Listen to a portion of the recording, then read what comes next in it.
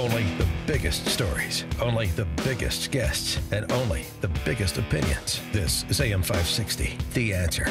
Good morning and welcome back to AM 560, The Answer. Amy Jacobson here. Bruce Wolf sitting in for Dan Proft. Hi. Thanks for coming to work today. It's been an exciting week. We've had a lot of news this week. Way too much news. A lot. And we're going to get to it all at the top of the 7 at 7:07. We are going to have Colonel Cedric Layton on to talk about the surprise resigning or quitting of General James Mattis and who will be next as our Secretary of Defense.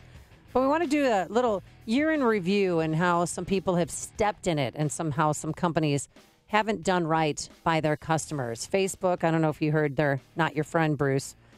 They sold your information to 150 different companies, but they said that they got our consent because we clicked some button, but nobody can find out what button that we clicked to give them consent to sell our information to Amazon and other companies. Remember when Sheryl Sandberg was telling us girls to lean in, and she was like the she was the illustration, the example of the best woman you could possibly be, achieving, and it turns out she's so corrupt and such a Machiavellian, terrible woman. Terrible one, yeah. Yes. But what happens? She needs the help of Lissa Druss. Well, that's remedy why her reputation. We welcome our next guest of the program, Lissa Druss, Chief President, CEO of Strategia Consulting, formerly of Serafin and Associates. But they work with companies and people who are in crisis. And we've had a lot this year. We've had Roseanne Barr. We've had Volkswagen. We've had Southwest. So let's start with Southwest. And what exactly, remind us, what happened with Southwest? Well, good morning. Obviously, there was a tragic accident with the passenger, but that turned into an incident where there was a fallout between management and mechanics, because mechanics then were alleging that the airline was putting speed before safety. So that ended up for Southwest costing them tens of millions of dollars in the negative publicity that came out of that from that spout. How do you quantify the cost in publicity? I mean, stock prices.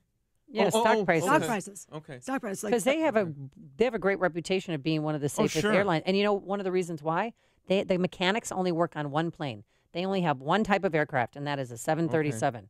But if you go back to Volkswagen a couple of years ago and their emissions scandal, at one point Volkswagen lost 40% of their stock value because they just kept covering up and covering up and covering up. And 99% of the time, it's always the apology that came too late.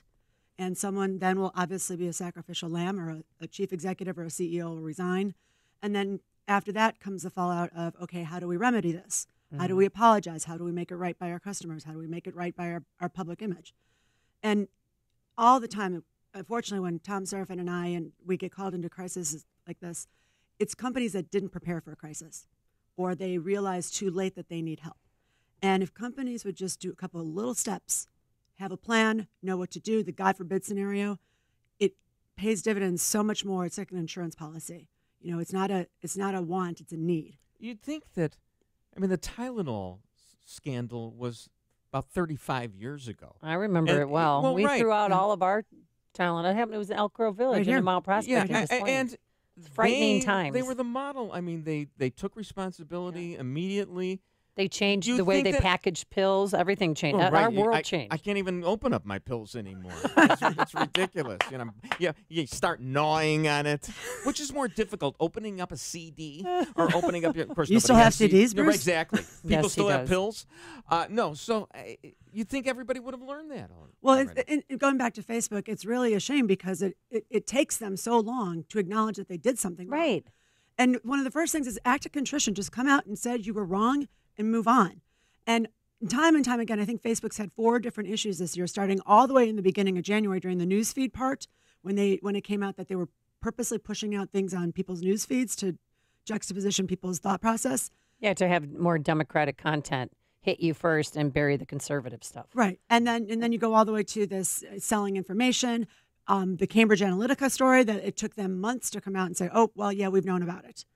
I believe their chief information officer left Facebook and said, enough is enough. It's pretty good when you can be hated by the left and the right, which Zuckerberg is. I mean, well, then we have this again. I mean, learning that they're giving our information to 150 different companies. Like, Amazon and what else was Netflix. Netflix. Right. And are they actually giving away Conversations like reading that your we private have on, messages? Yes, Bruce. Your private messages? Yes. I really don't think we're ever going to know the full truth. There's three sides to every story. Their side, true. our side, and then what's the truth is.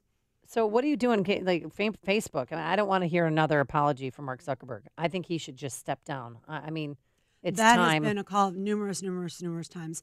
And an excessive move like that would probably turn Facebook's image, slowly turning a Titanic around, meaning we're fixing this. We're fixing this from the top down. I'm not advocating for him to step down, but some drastic move like that usually starts bringing back a reputation of a company because, again, it's who was to blame. And if you own it, you're at the top. Actually, there's nothing more that Zuckerberg would like than to have Facebook regulated because the big companies always love the regulations. No, they do. Yeah. They love that. Oh, no, they love it do? because then they're in bed with the government, and then they become basically quasi-public utilities, and they drive out the small guy, the little competition. No, well, big companies love regulation. Facebook is knee-deep in Washington on both the right and the left. They've hired consultants on both sides. They've tried to kill their competition with a negative media campaign, which not only works in opposition research, all that. They've hired a firm, fired a firm. They just can't come up with a good strategy to move forward. So essentially, you're saying, Lissa, that any company that is worth anything should hire you, right? So what's your telephone number? I think or your website. I mean, it's Strategia Consulting, but how did they reach you? Well, I mean, I have a client that actually is a construction company. It's one of the oldest construction companies in Chicago. And they had the forethought 7-8 years ago to come up with a crisis plan in a God forbid scenario that their crane falls or whatever. And now they have a top down to all the way to the supervisors on the ground on if there is an accident, what do they do for their own internal communication and what do they do externally? And when they first called, I was like, oh my God, I wish I wanted to go through the phone and hug them because not a lot of companies think about that. But if people just put in that proactive mindset or also think about, okay, so if something's not right, if you don't think it's not right, it probably isn't. Can I give you like a hypothetical situation? Let's say you've got somebody who had a relatively good career in the media, was like a sportscaster turned talk show host. Bruce, you need crisis right for a silk and diamond. And then he burned a lot of bridges. He gets angry from time to time. He writes private messages to people that apparently Facebook is reading. And you is there a ever remedying a situation like this? Have you apologized, Bruce, ever? Do you know what an apology is? Do you want us to look it up? They deserved it! They deserved it! Now, Bruce. We've talked about this. Okay. All right. Well, it's not. They forget wouldn't about believe him. my apologies anyway, right? Right. They'd What be about insincere. somebody like Roseanne Barr, who? What could she have done differently to save her career and to save that show? Because I know you guys think I'm weird, but I Let love the record that show show. that Lissa I watched every one. And I can't watch The Connors because I'm so upset. Okay, so she's a comedian. That show, she's provocative. That's what she does. That show put ABC on a whole nother stratosphere. It revived the network.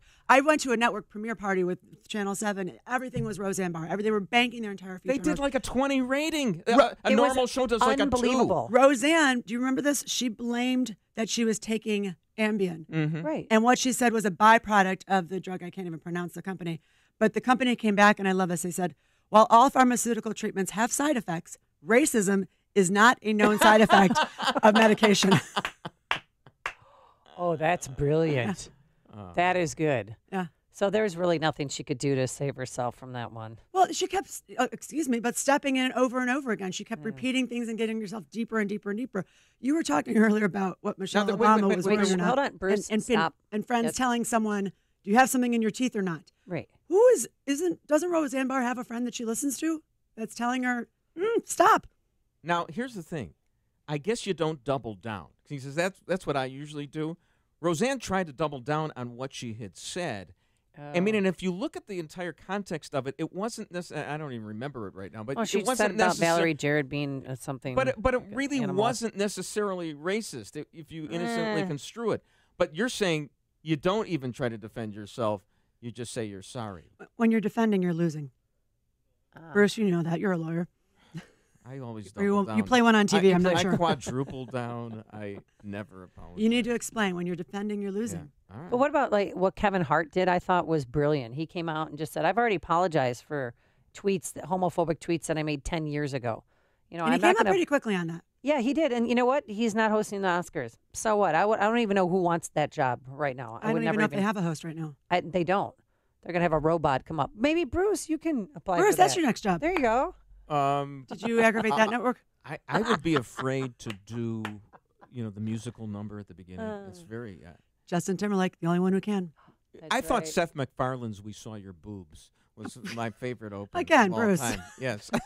You're still going to be kicked out of this radio station, notice, too. I will let the record show I averted my glance from Lissa when I said that Oh. statement. Yeah. Oh. Nobody gives me credit for anything. No, but it's attribution. Yes. He did say that. Seth MacFarlane said that during the opening of the Oscar show. The whole number was about that. Then they had cutaways of all these actresses with implants. Yeah. I thought it was very funny. How did we just start talking about this? This is how it goes with Bruce. All right, Lissa Druss, President and CEO of Strategia Consulting. Do you have a website? We're working on that? I'm still with Seraphin, too. So I'll with never Tom leave Tom Seraphin, too. Seraphin. And thank you so much for joining us. Thank you. Appreciate your insight. And we'll have you back soon.